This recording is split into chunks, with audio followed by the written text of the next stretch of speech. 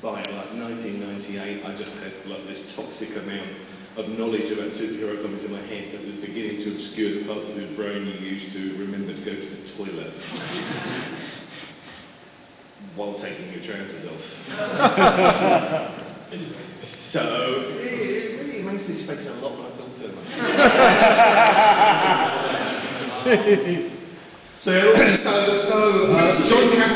John Cassidy come to me and said, I really want to do an ongoing book. I'd really like it if you could write me an ongoing book. I'm just terrified of having to draw the same thing every month. And I thought about this for about an hour, and I thought, hold on. If I just download all this shit in my head, down in serial form, every single issue will be different, because it's just come out in blocks. So that was the genesis of Planetary. It was basically all the research I'd done on the superhero genre, and back through that to the pulp roots of the genre. I realised I could just unload it and talk about it, and perhaps even critique it a bit at the same time. I think it's one of the. Well, I'm a huge fan of Planetary, you know, I just particularly like the way you kill various icons of comics. Like when they find the baby from Krypton, and they kill it. It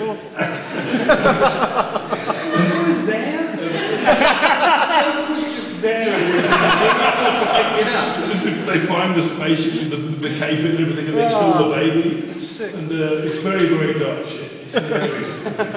I just laughed my head off because I've been reading this stuff since I was 9. So do you know that whenever I recognise something, did you ever read Ruins?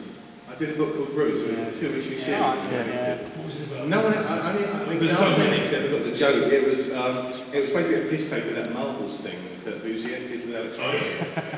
Only it was like the real Marvels, so bitten by a radioactive spider, contagious cancer. It was like that all the way through. And I was having a whale of a time. I had a Ghost Rider character who was basically a drunk stunt rider at a carnage whose trick was he would just soak his head with paraffin and sit yeah, because that's how that would happen, wouldn't it? You wouldn't really have a head on fire all the time. Murder scene behind him in a picture. I had such fun with that. It was only Garth who ever got. I remember one guy said he took it back to his comic shop because his house felt unclean with that comic shop. He wasn't impressed when I asked him if I could have that quote for the back cover. But so there was a bit of that in Planetary, because some of these things, frankly, are right for taking the piss. Yeah. But some of these concepts are also hugely evocative to a lot of people. These are things that used to sell literally millions of copies.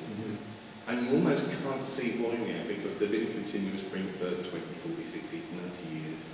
And it's like a boat that's been in the water that long. It's accreting particles on its hull, and you can't see the original shape of the idea. Are you a fan of comics? I mean, obviously you did all that research, but are there any that you read, or do you sort of keep it at arm's length?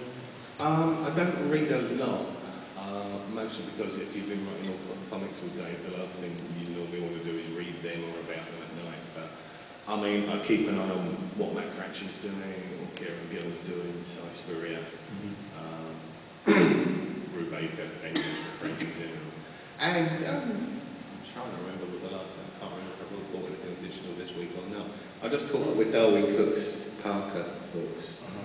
And I'm currently going through the top shelf catalogue. Renee French. I'll always pick up a book by her. There's a lot of people I like, but I don't keep up as much as I used to. What about books? You're a fan of Sherlock Holmes, aren't you?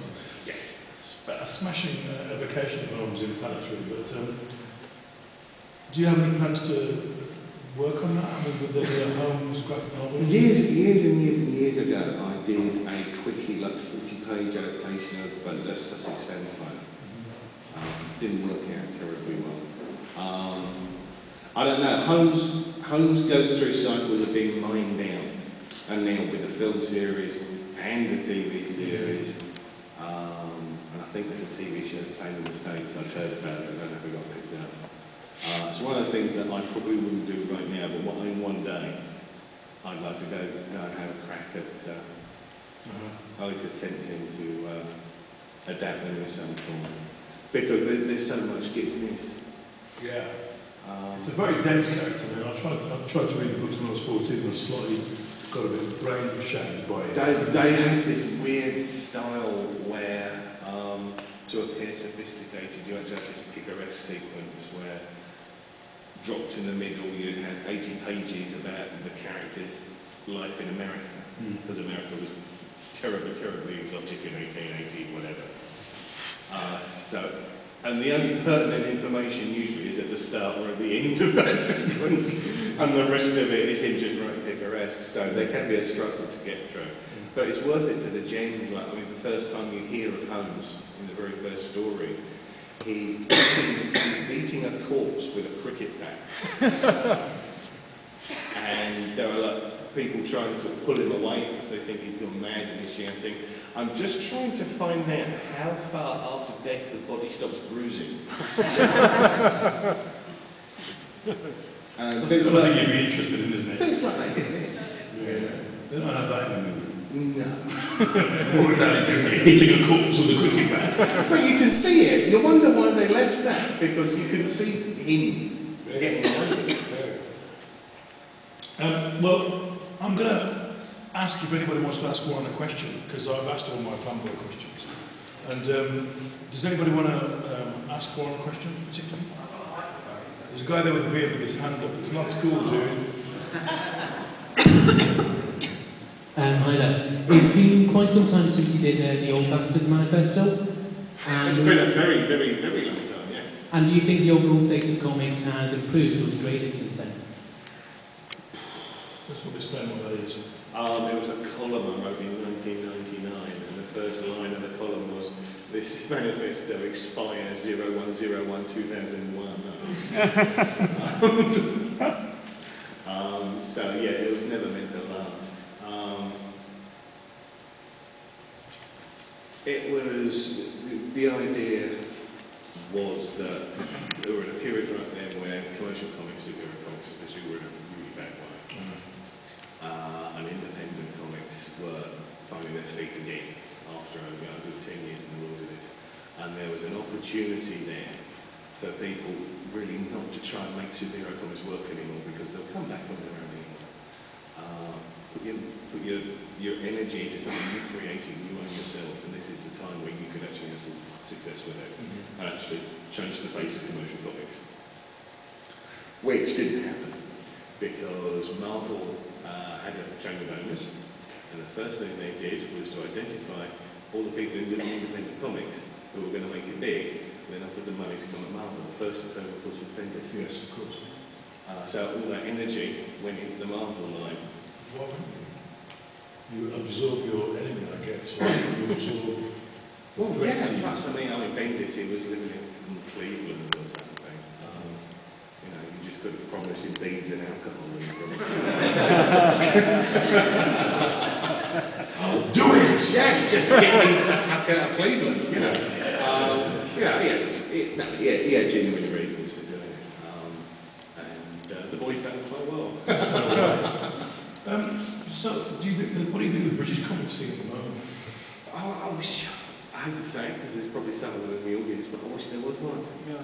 I really do.